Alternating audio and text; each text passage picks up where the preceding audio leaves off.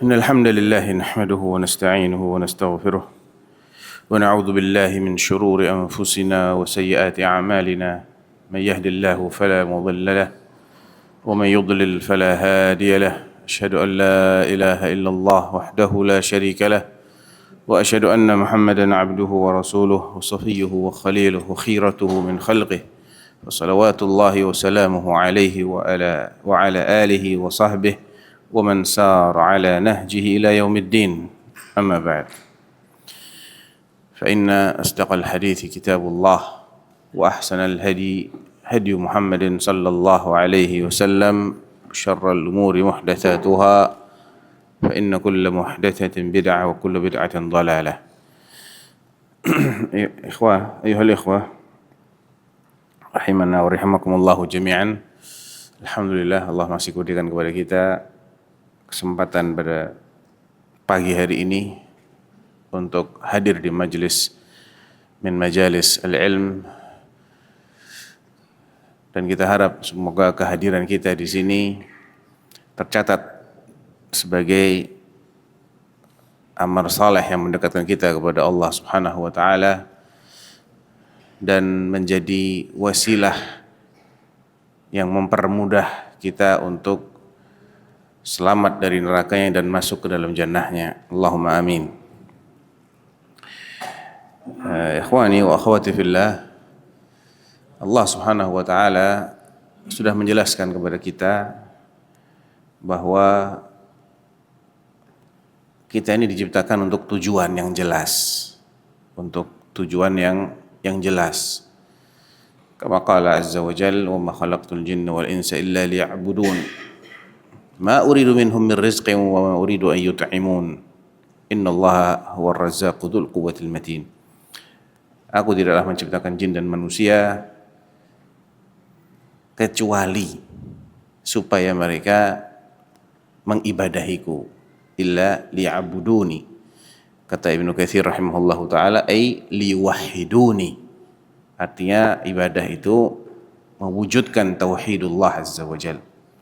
Tauhid dari ketiga aspeknya, baik Allah sebagai Rabbul Alamin maupun Allah sebagai satu-satunya yang diibadahi, dan juga Allah dengan segenap sifat-sifat dan nama-namanya. Allah mengatakan, ma uridu minhum min rizqin wa ma uridu an yut'imun. Aku tidak mengharapkan rezeki sama sekali dari mereka.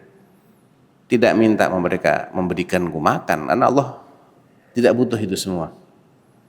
Innallaha huwar razzaq. Sesungguhnya Allah lah yang memberikan rezeki sejatinya. Dzul quwwatil matin, yang memiliki kekuatan dan keperkasaan.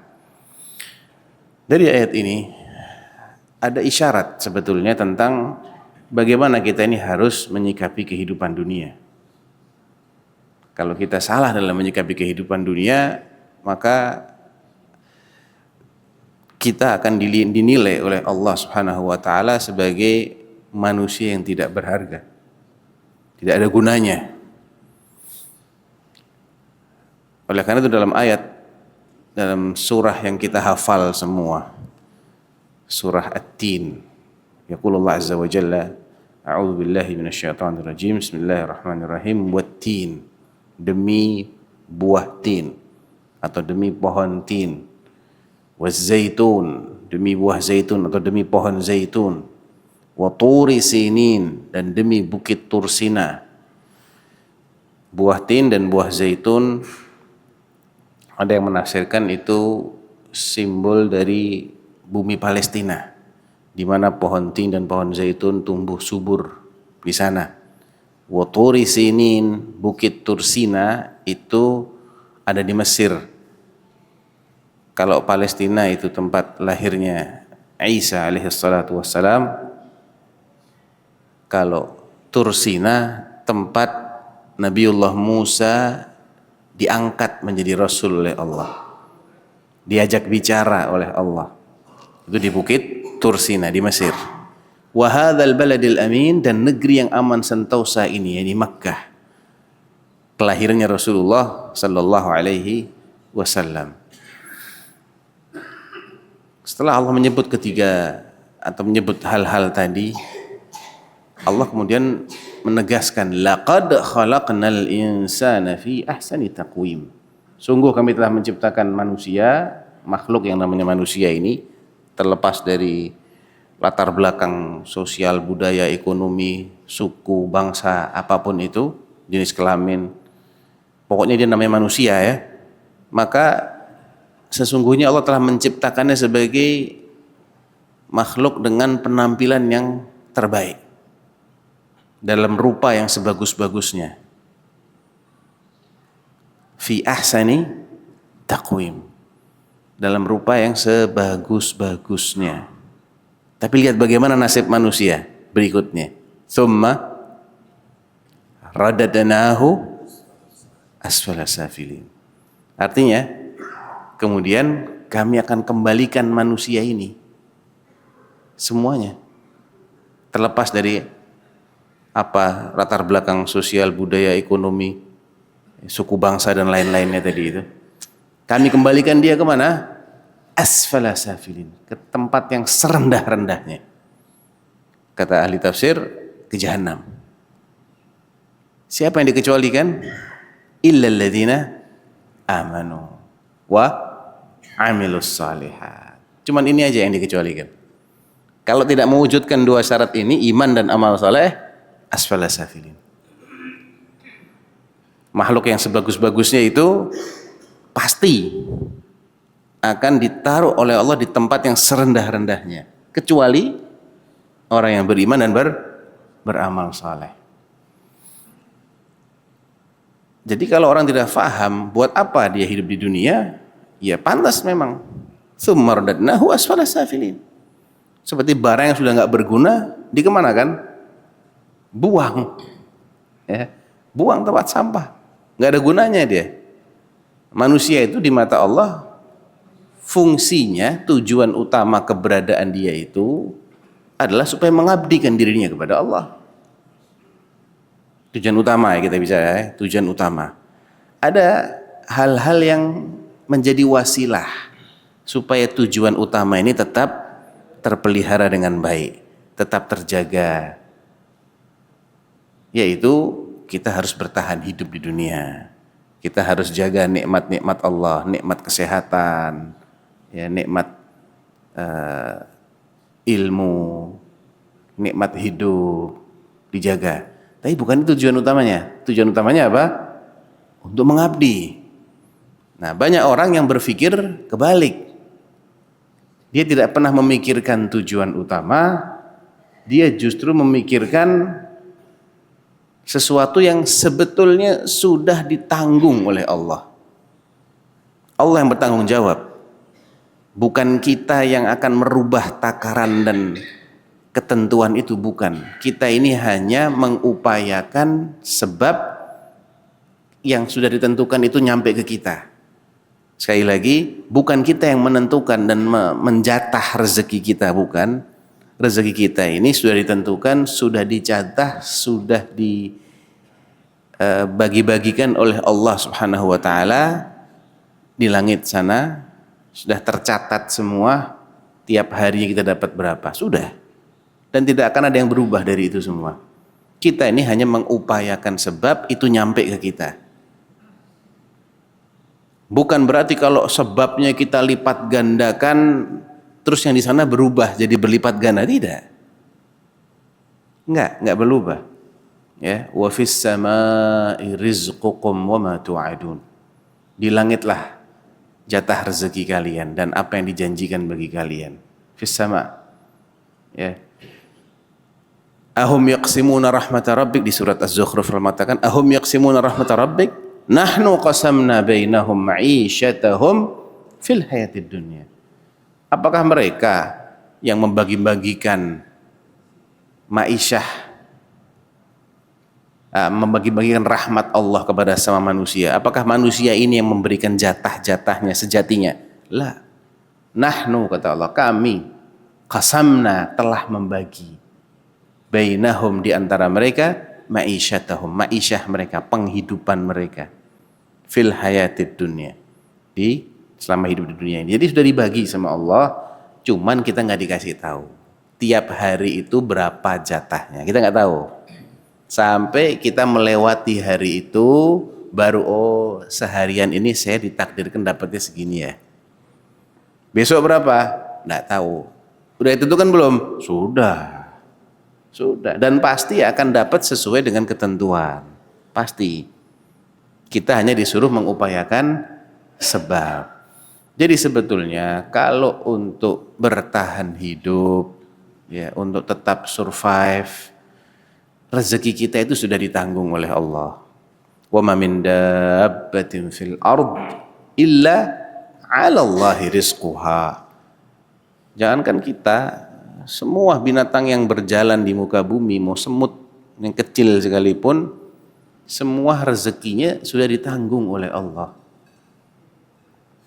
Jadi jangan sampai kita ini punya pola pikir yang terbalik.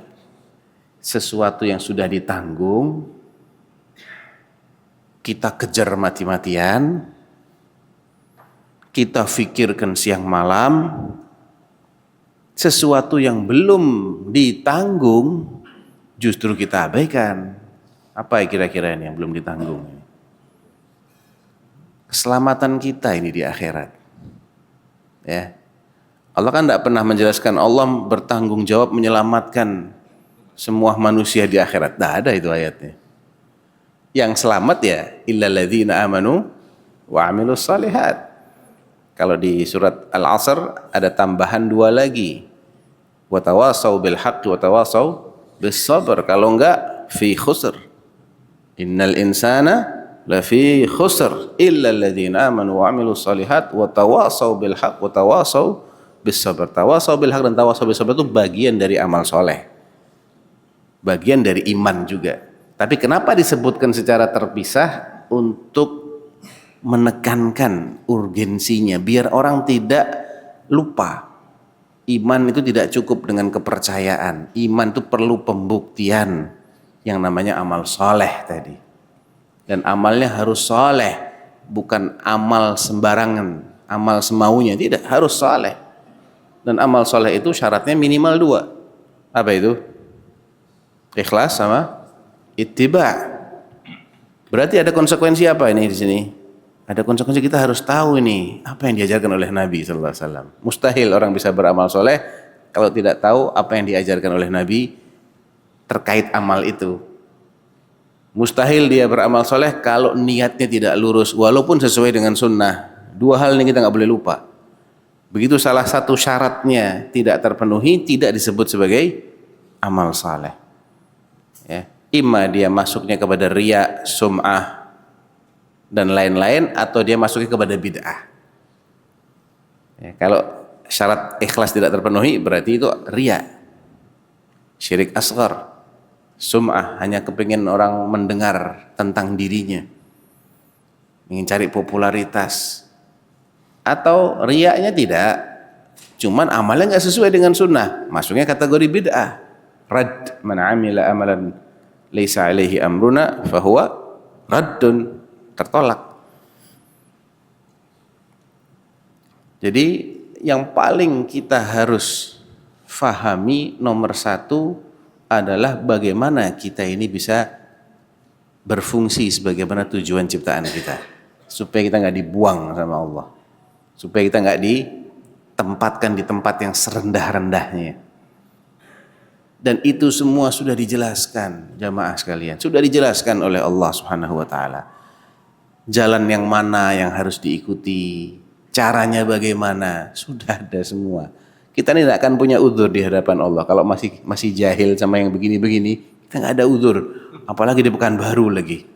Banyak kajian, banyak masjid, ya, banyak TV-TV sunnah, banyak radio-radio sunnah, buku-bukunya ada. Kok sampai nggak ngerti? Apa udzur kita di hadapan Allah? Ya, tidak ada.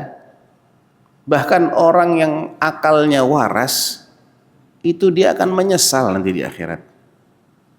Menyesal dia. Kenapa selama hidup di dunia tidak mau berpikir dengan akal sehatnya tentang tujuan kehidupan.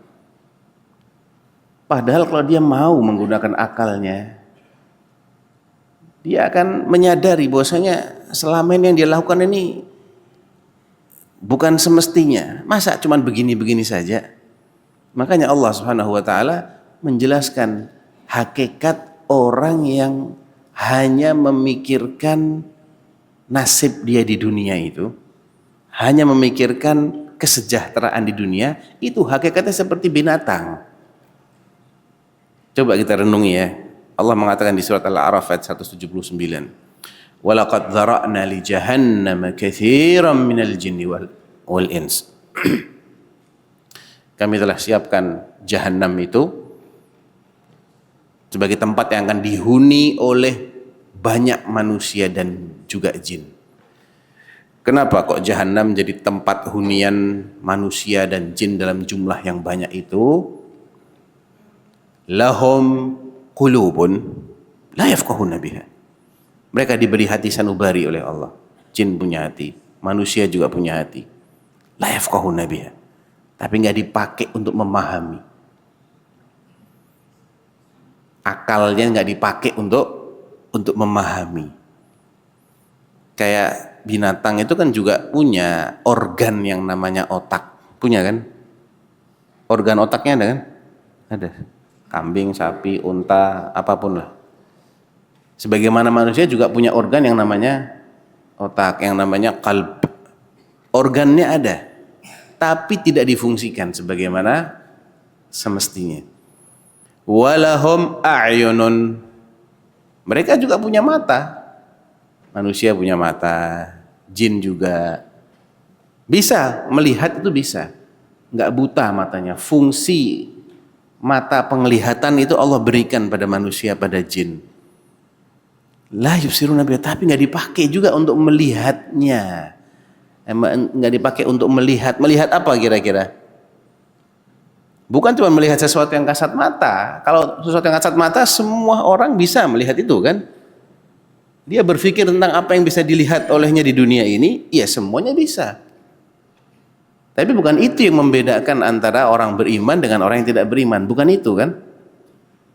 Mereka melihat gunung melihat langit melihat, laut melihat, binatang-binatang melihat, tumbuhan melihat, diri mereka melihat. Bedanya apa Muslim sama kafir? Bedanya apa? Sama-sama melihat ya. Bedanya di mana? Melihatnya itu sebatas fisiknya saja. Tidak pernah merenung dan mengaitkan itu dengan Khaliknya. Kalau orang beriman, dia melihat, kemudian dia menangkap tanda-tanda kebesaran Allah di balik apa yang dia lihat, menjadikan dia semakin ta'zim kepada Allah, semakin mengakui, semakin tunduk. Kalau orang kafir enggak? Ya, materialis, materi saja yang dia pikirkan. Di balik itu enggak pernah mereka mau berpikir. Yang tidak kelihatan tidak pernah mau mereka pikirkan, karena enggak percaya. Percayanya cuma dengan apa yang dilihat. Lahum a'yunun la yubsiruna biha walahum adhan. Mereka juga punya telinga yang harusnya itu difungsikan untuk mendengarkan, bukan cuma untuk mendengar suara, tapi mendengar suara, nasihat dan direnungi kemudian diikuti.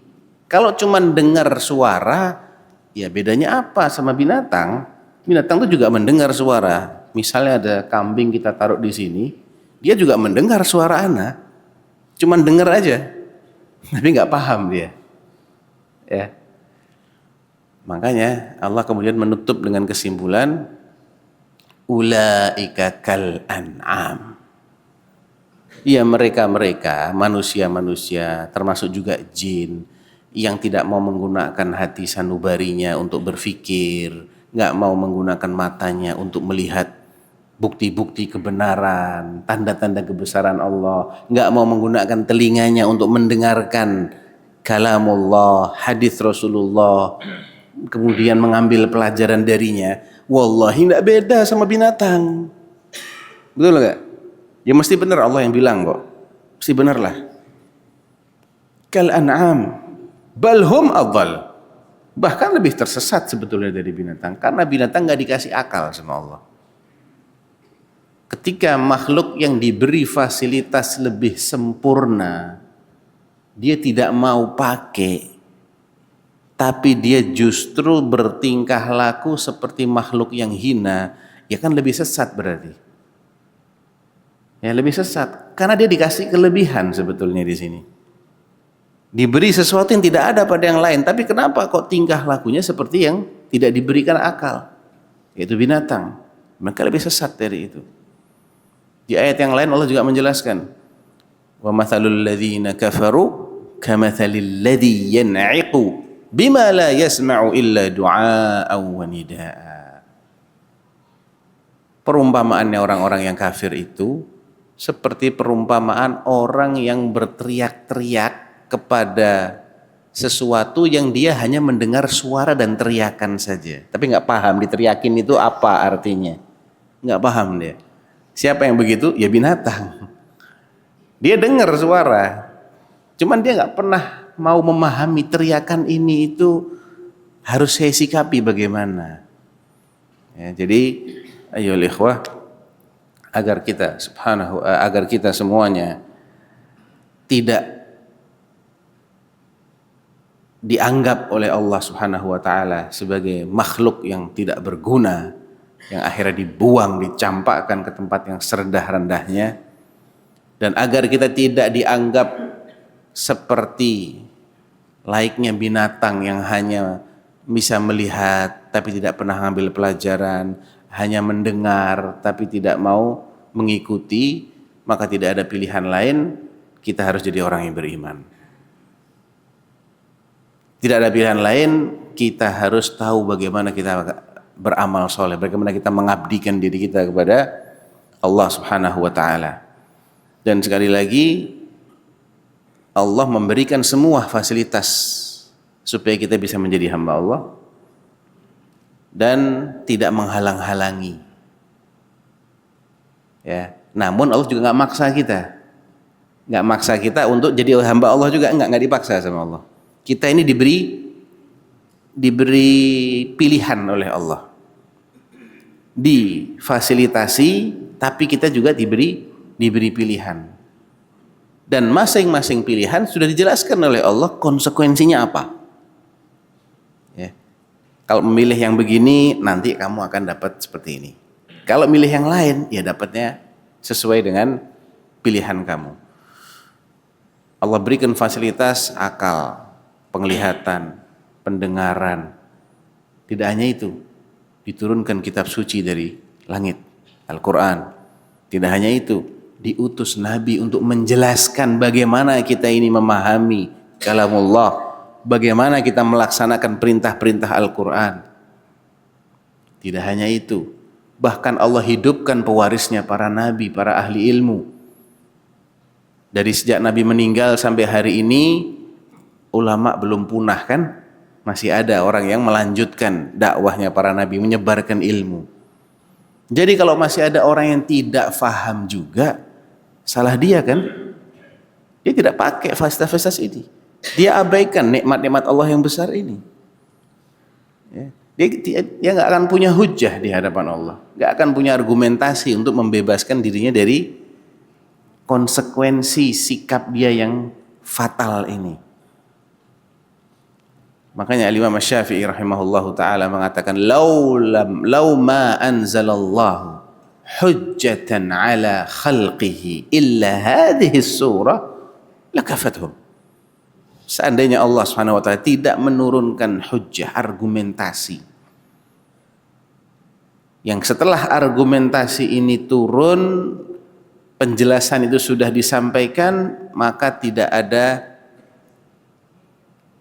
alasan lagi bagi hambanya untuk tidak bersikap.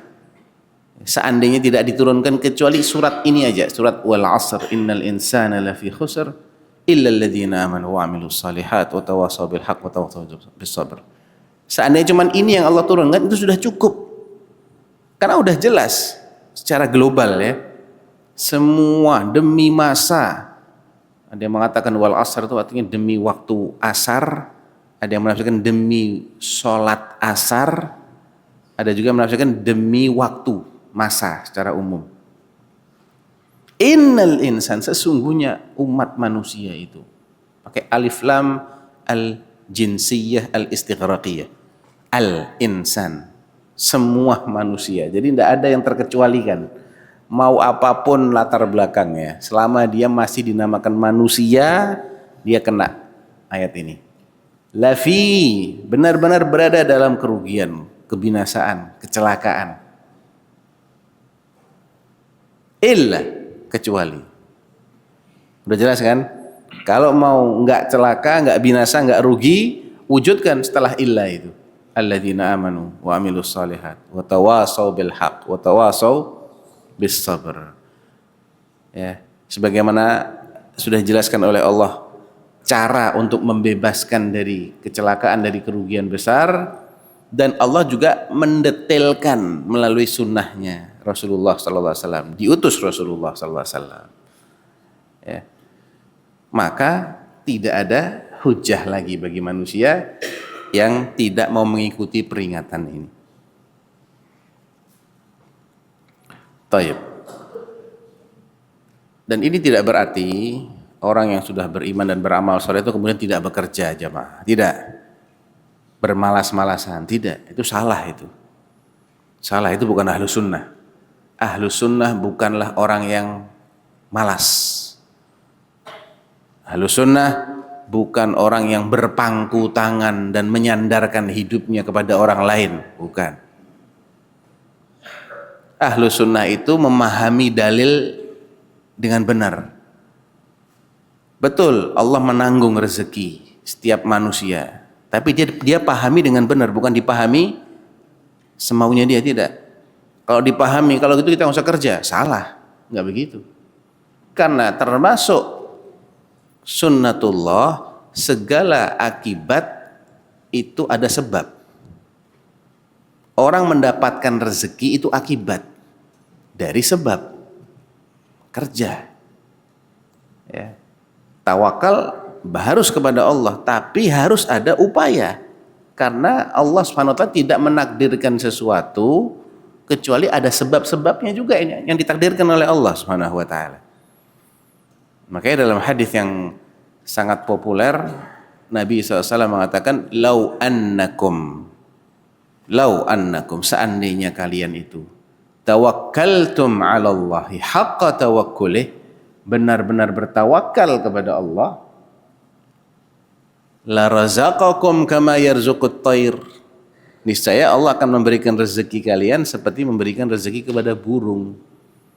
Perhatikan burung itu. Ada burung yang tetap hidup hanya dengan di sarangnya, tidak melakukan apa-apa. Ada nggak? Nggak ada.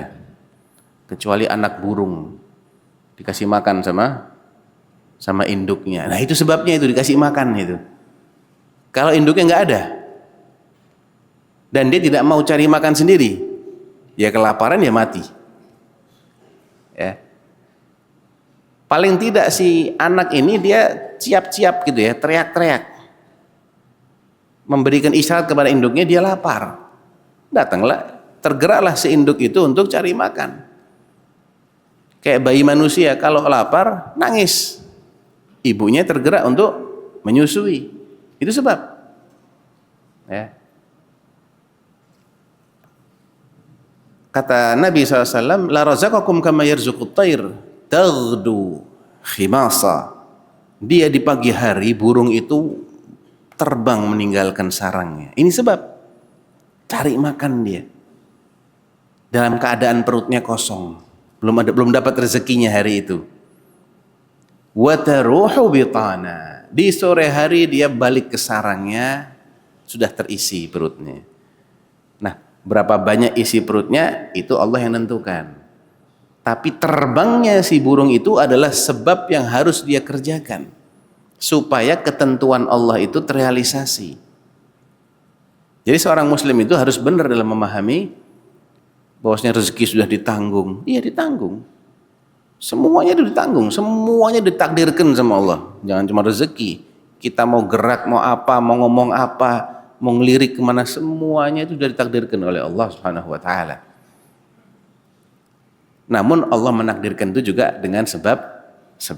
Nah, kita disuruh menempuh sebab-sebab yang diperintahkan, yang diizinkan, yang disyariatkan. Dan jauhi sebab-sebab yang dilarang.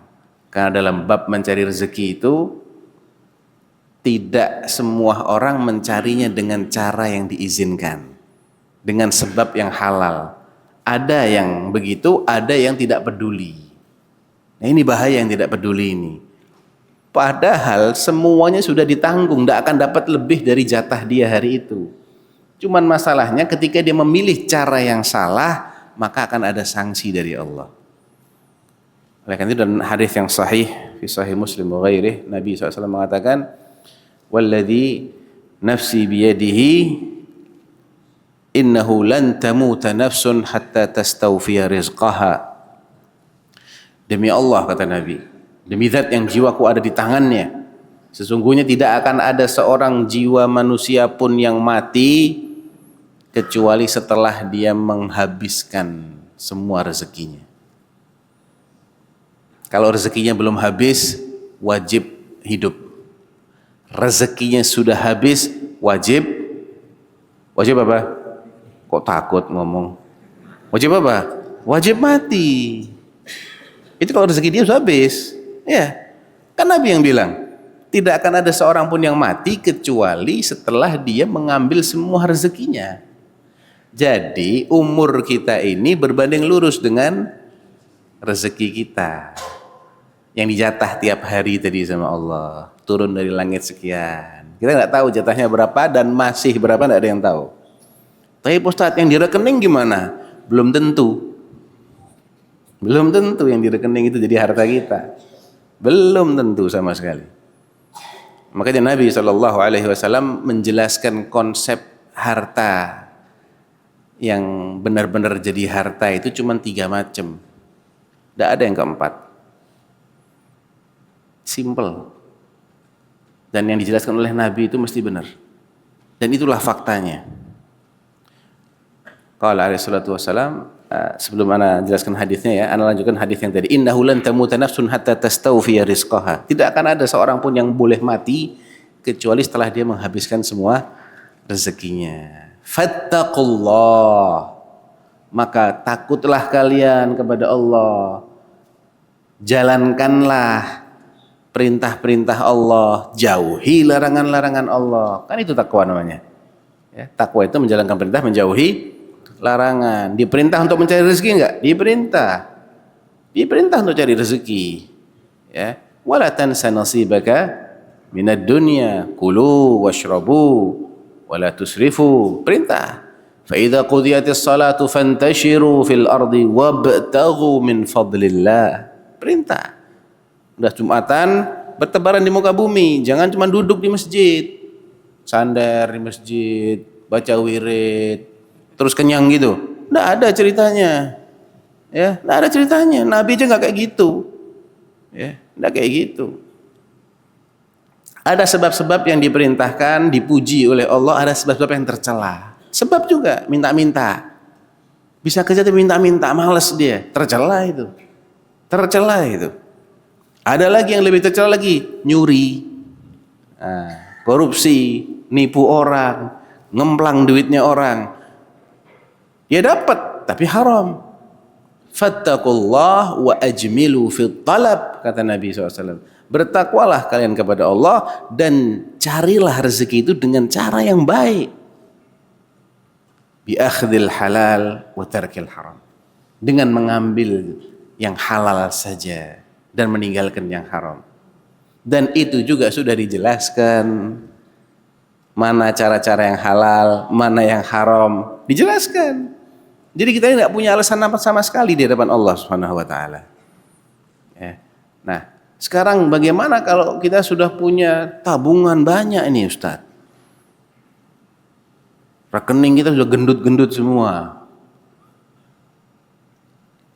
Jawabannya, apa yang dijelaskan oleh Nabi SAW tentang harta kita yang sesungguhnya itu, kita renungi hadis berikut ini. Hadisnya ada dalam Sahih Muslim, riwayat Abu Hurairah dan Abdullah bin Syikhir. Nabi SAW mengatakan, yaqulu ibnu Adam mali mali. Manusia, Bani Adam ini suka mengklaim, wah ini harta saya ya, ini aset-aset saya, properti saya, pakaian, barang-barang perhiasan, duit, ini punya saya, ini punya saya, ini punya saya. Apa kata Nabi? Wa inna malaka min malika ya ibnu Adam thalath. Padahal sejatinya hartamu yang benar-benar jadi hartamu itu cuma 3 macam. Ini kita renungi, kita hafalkan apa yang dinyatakan oleh Nabi sebagai harta sejati kita ini. Ya. Ini kesimpulan kajian kita pada pagi hari ini ada pada hadis ini insyaallah. Ma akalta fa afnait. Yang pertama, apa yang kau konsumsi sampai habis?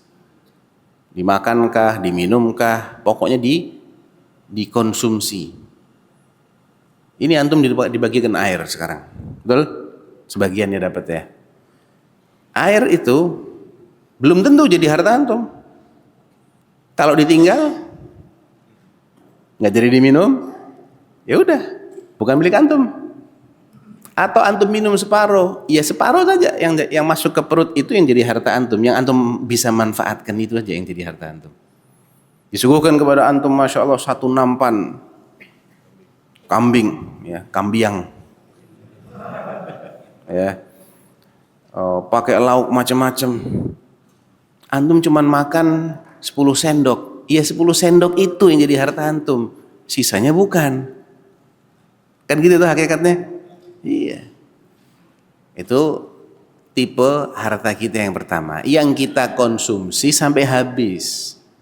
Kalau nggak habis, ya yang masuk ke perut itu yang jadi harta kita. Au labista fa ablait. Yang kedua, yang kau pakai sampai usang, sampai rusak nggak bisa dipakai lagi. Sampai akhirnya kamu ganti dengan yang lain. Pakaian, perabotan, kendaraan, semua yang sifatnya untuk dipakai itu hanya akan menjadi harta kita selama kita memakainya. Dan kadang-kadang kita punyanya kebanyakan sehingga tidak semuanya dipakai. Ya, nggak semuanya jadi harta kita yang bermanfaat, nggak. Saat kita bisa pakai, itu bermanfaat. Saat nggak dipakai, ya nggak ada manfaatnya. Dan ujung-ujungnya belum tentu tetap jadi milik kita, belum tentu. Au labista fa ablait. Yang ketiga, au tasaddaqta faqtanait. Atau harta yang kamu sedekahkan. Dan itulah yang kau simpan untuk dirimu. Di riwayat yang lain, au tasaddaqta fa abqait, yang kau kekalkan. Di riwayat yang ketiga, fa amdhait, yang kamu sedekahkan sehingga dia itu tercatat sebagai amal solehmu. Kita renungi lagi, 2 tipe harta yang pertama ini, jamaah sekalian, itu manfaatnya temporer atau abadi? Temporer. Hanya selama kita hidup. Bahkan selama dia masih bisa dipakai, belum rusak duluan. Ya. Kadang-kadang orang sudah pesen tuh nasi 1 nampan kambiang tadi itu. Dia lupa, nggak dimakan-makan, bau, nggak jadi harta dia. Mau dimakan sudah bau, nggak bisa dimanfaatkan, nggak jadi harta dia itu. Ya, orang beli sandal bagus, taruh di masjid, selesai sholat hilang itu sandalnya. Ya, kadang belum kita maksimal memanfaatkan, saking temporernya 2 tipe harta yang pertama tadi, yang kita makan ataupun yang kita pakai. Kalaupun dimakan, hanya sesaat saja kita bisa menikmati, betul nggak? Dan itu pun banyak syarat dan ketentuan yang harus kita penuhi supaya kita bisa menikmati apa yang kita konsumsi atau apa yang kita pakai. Nah, ini menegaskan dan membuktikan kebenaran firman Allah bahwa nikmat dunia itu kenikmatan yang menipu. Ya. Kenikmatan yang menipu. Wa mal hayatud dunya illa mata' al-ghurur. Tidak lebih dari itu. Kenapa menipu? Orang mau makan nih, makanan favorit dia. Bapak apa favoritnya Pak? Sate. Sate apa Pak? Kambiang juga. Wah, Masya Allah. Kira-kira kalau saya kasih sate setiap hari Pak, bosan. Padahal anak belum sebut berapa tusuk, udah bilang bosan dulu dia. Katanya makanan favorit. Berarti syarat pertama yang harus dipenuhi, jangan sering-sering, walaupun makanan favorit. Betul?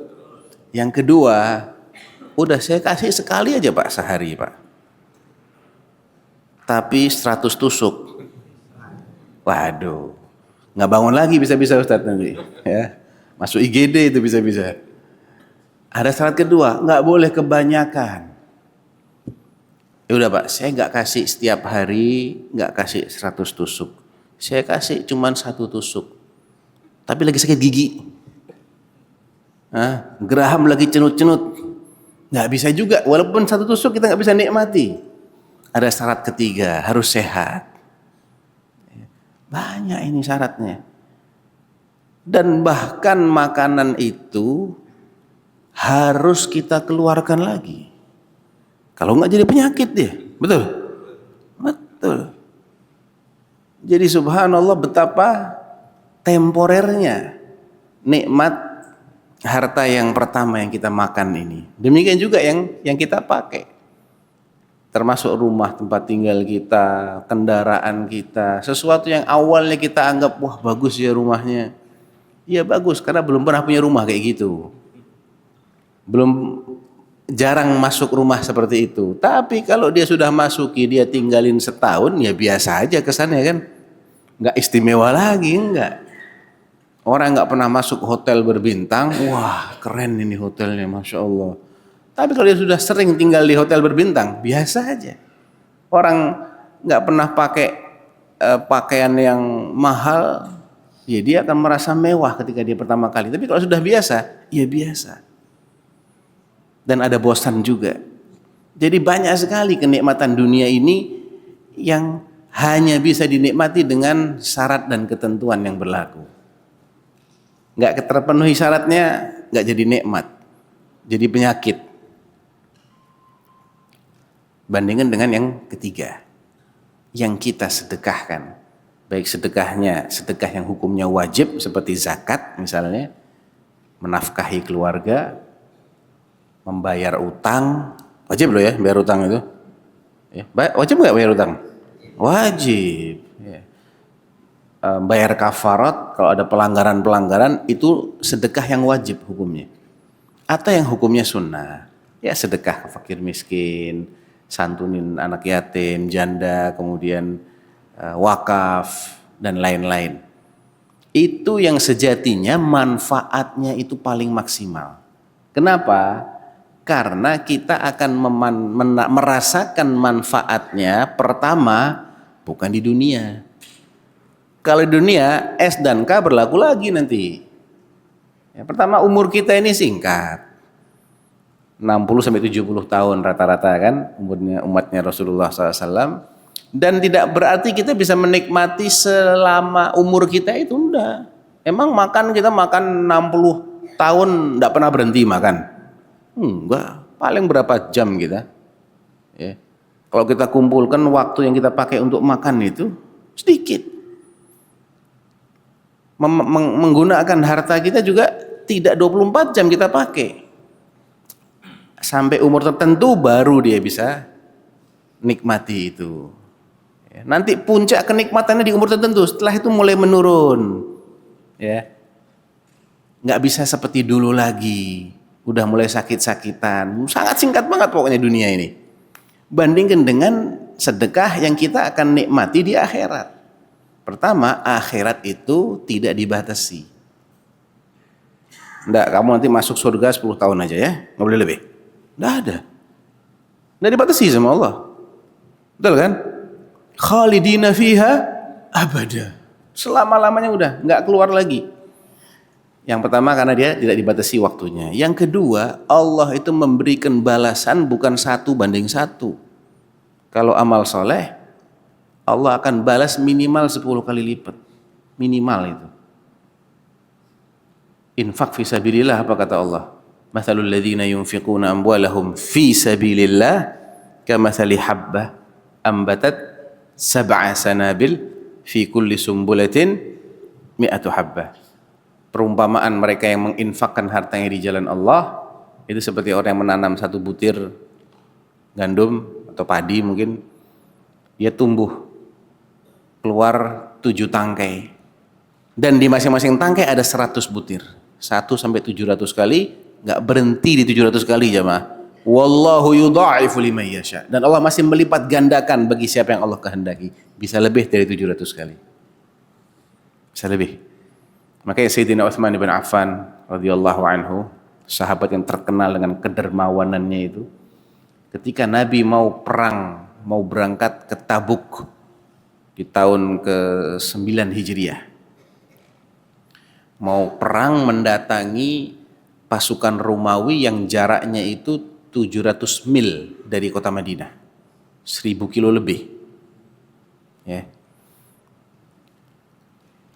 Tentunya butuh logistik yang cukup besar untuk memberangkatkan pasukan sebanyak itu dalam perjalanan yang sejauh itu untuk perang lagi.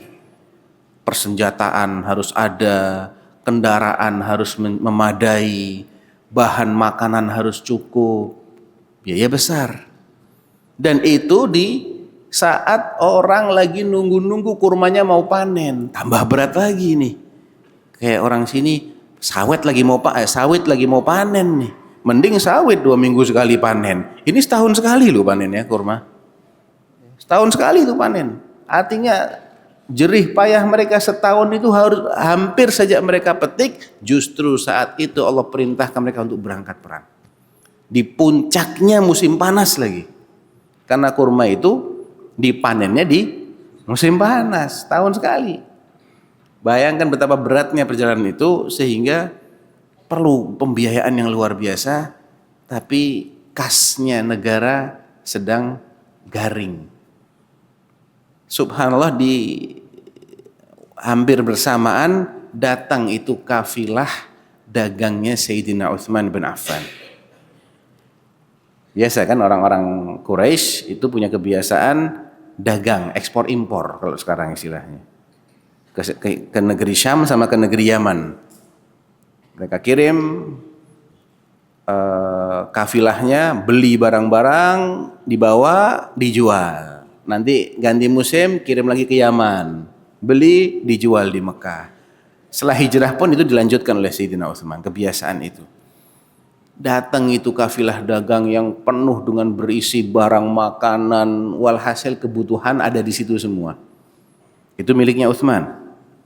Begitu kelihatan debunya kafilah itu ngebul dari kejauhan, itu para tengkulak sudah mencegat.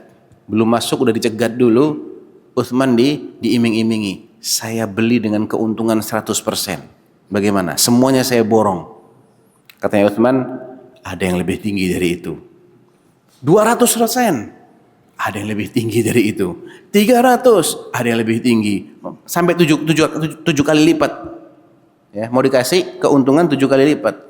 Kata Utsman, ada yang lebih tinggi dari itu. Enggak mungkin ada, kata mereka. Siapa yang bisa beli dengan keuntungan 7 kali lipat? Ini sudah luar biasa ini.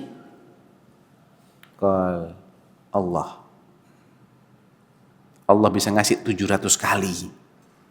Minimalnya 10. Ya. Apa yang dilakukan oleh Utsman? Dia datang kepada Rasulullah. Ya Rasulullah, kafilah dan isinya aku serahkan kepadamu. Fadha'ha ya Rasulullah haitsu syi'ta. Terserah kamu mau gunakan, terserah engkau ya Rasulullah. Ya, enggak ngambil 1 peser pun Utsman.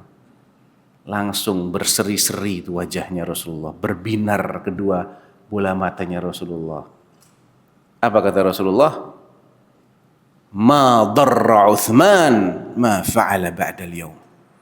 Ma darra Utsman ma fa'ala ba'da al-yawm. Ma darra Utsman ma fa'ala ba'da al-yawm.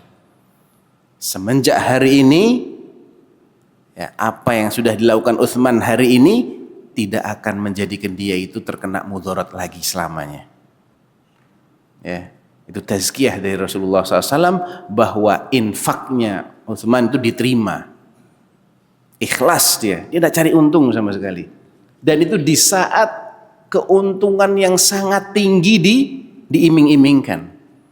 Beda orang infak ketika barang lagi pada nggak laku. Wah, ini mumpung susah dijual, udah dia sedekahkan aja. Bagus, bagus. Cuman pahalanya beda. Ya. Karena keterikatan kita terhadap harta ini saat itu beda. Ya. Makin kita sayang, terus kita lepas karena Allah, wah makin besar pahalanya. Lan tanalul birra hatta tunfiqu mimma tuhibbun. Kalian tidak akan mencapai puncak kebajikan, kesempurnaan amal soleh sampai kalian mau membelanjakan yang kalian cintai. Harta simpenannya, kesayangannya. Jadi ibaratnya orang kalau mau nyumbang, dia buka dompetnya. Ada warna merah, ada biru, ada hijau, ada pink, ada abu-abu. Nah, yang mana yang dia keluarin? Yang abu-abu biasanya yang dikeluarin. Nah.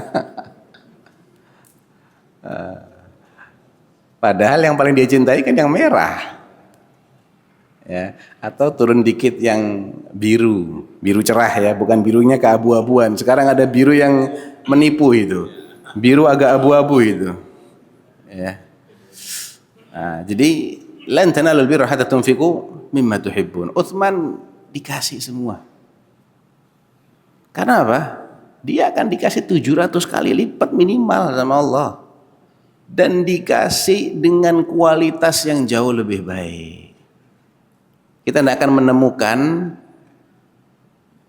balasan di akhirat itu yang kualitasnya sama. Tidak ada yang sama. Semuanya jauh lebih baik. Allah yang mengatakan walal akhiratu khairul laka minal ula. Sungguh akhirat itu lebih baik bagimu daripada yang di sini. Di ayat yang lain wal akhiratu khairun wa abqa. Dan akhirat itu jauh lebih baik dan jauh lebih kekal daripada dunia. Kualitasnya sudah beda. Bedanya dari sisi mana? Pertama, orang kalau masuk jannah itu muda terus, nggak tua-tua. Sehat terus, nggak sakit-sakit. Makan terus, nggak kenyang-kenyang. Dan tidak pernah kelaparan. Jadi mereka itu tidak berhenti makan karena kenyang dan tidak makan karena lapar. Itu dunia itu. Orang melapar dulu baru makan, itu dunia. Kalau sudah kenyang dia aja berhenti, itu dunia. Di jannah itu bukan karena lapar dia itu makan dan bukan karena kenyang dia itu berhenti. Terus makannya buat apa? Senang-senang. Itu aja. Isinya cuma senang-senang. Minum juga begitu, bukan karena haus dia minum dan bukan karena kembung dia berhenti minum. Itu dari dulu jannah sudah kayak gitu tuh sifatnya. Sejak Adam dimasukkan di jannah, janji Allah apa? Innalaka alla taju'a fiha wa la ta'ra wa annaka la tadma'u fiha wa la tadha. Engkau selama di jannah tidak akan ju', tidak akan kelaparan, tidak akan telanjang, tidak akan kehausan, tidak akan kepanasan matahari. Asalkan ikutin aturan Allah. Ketika dia melanggar, dicabut salah satu nikmatnya, nikmat pakaiannya dicabut sama Allah. Kemudian diturunkan ke dunia. Akhirnya kelaparanlah kita, kepanasanlah kita, kehausanlah kita, ya. Karena dunia ini, kalau di jannah tenang, nggak perlu harus lapar dulu. Jadi makan tidak keluar jadi kotoran. Nah, itu dunia itu. Orang buang ingus, harus kencing, harus BAB, perempuannya ada yang haid, ada yang nifas, nanti lama-lama tua keriput, membungkuk badannya sakit-sakitan. Itu dunia. Di jannah itu umur kita 33 tahun, enggak nambah, enggak kurang. Dipilihkan umur paling ideal, umur paling puncak kebugarannya. Ya. Kekuatannya dimaksimalkan sama Allah. Jadi dari segi kualitasnya sudah jauh berbeda. Belum lagi lamanya bisa menikmati itu. Makanya yang paling manfaat dari harta kita itu adalah yang tipe ketiga. Terus yang lain-lain gimana? Yang nggak sempat kita makan atau kita makannya sebagian, yang belum sempat kita pakai sampai rusak, yang belum sempat kita sedekahkan masih di rekening. Wa amma siwa dzalika ya ibna Adam fadzahibun wa tarikuhu linnas. Yang selain itu, wahai anak Adam, akan pergi, hilang, dan kau tinggalkan buat orang lain. Betul nggak? Betul. Hakikatnya itu. Walaupun rekeningnya atas nama antum, tapi cuma di rekening, nggak keluar dari rekening, cuma di dompet, nggak keluar dari dompet, wallahi nggak ada manfaatnya. Sekarang anak kasih, umpamanya nih anak punya duit 1 miliar nih, umpama ya, anak gak punya duit segitu, umpama anak kasih, Pak siapa namanya Pak? Pak Dani, saya kasih uang 1 miliar, tapi dipegang aja Pak ya, dikantongin aja Pak, boleh taruh di berangkas, jangan dikeluarin dari berangkas. Mau Pak? Hah? Buat apa manfaatnya? Nggak ada manfaatnya. Simpen rekening Pak, simpen aja. Tiap hari dilihat nggak apa-apa Pak. Masya Allah, 1 miliar. Nolnya itu nggak apa-apa Pak. Nolnya 9. Tapi jangan ada yang ditransfer. Jangan ada yang ditarik pakai ATM ke bank, jangan. Simpen aja udah. Ya, pelototin tiap hari nggak apa-apa Pak. Ya, kalau uangnya ada fisiknya nggak apa-apa. Peluk-peluk, cium-cium boleh, nggak apa-apa. Taruh di bawah kasur boleh, tapi jangan ada yang dibelanjakan. Nggak manfaat toh. Capek Ustadz, bawa uang 1 M cuma dibawa, dipikul-pikul, capek. Makanya benarlah apa kata Al-Imam Hasan Al-Basri rahimahullahu ta'ala yang mengatakan, bi'sar rafiqan ad-dirhamu wad-dinar. Sejelek-jelek pendamping, penyerta, itu dirham sama dinar. Kok jelek kenapa? Padahal kita kalau nggak bawa duit pusing kita. Aduh nggak ada duit nih. ATM, saldonya kosong. Buka dompet, tinggal yang abu-abu tuh, selembar. Bingung kan kita? Bingung. Kok dikatakan sejelek-jelek pendamping itu duit? Karena pendamping ini tidak ada manfaatnya selama dia mendampingi. Itu masalahnya. La yanfa'anik hatta yufariqanik. Keduanya tidak akan pernah memberikan manfaat bagimu sampai dia pisah. Masalah Mas, selamat tinggal ya, baru ada manfaatnya itu. Keluar dari dompet, keluar dari rekening, baru ada manfaatnya. Berarti itu sejelek-jelek pendamping. Nah itu. Jadi nanti lain kali kalau mau ngisi kotak infak, jangan yang abu-abu. Ya, yang gantilah warnanya. Masa jadi dulu abu-abu aja. Ya. Ganti yang biru cerah. Ya bagus lagi yang merah, ya yang merah cerah. Itu. Atau minimal naiklah yang coklat, nggak apa-apa. Kan lumayan tuh yang coklat tuh. Jadi itu jamaah sekalian. Mudah-mudahan kajian kita pada pagi hari ini bisa dijadikan sebagai peringatan buat saya pribadi maupun buat jamaah sekalian. Wallahu ta'ala alam wa sallallahu ala nabiyyina Muhammad wa ala alihi wa sahbihi wasallam. Assalamualaikum warahmatullahi wabarakatuh.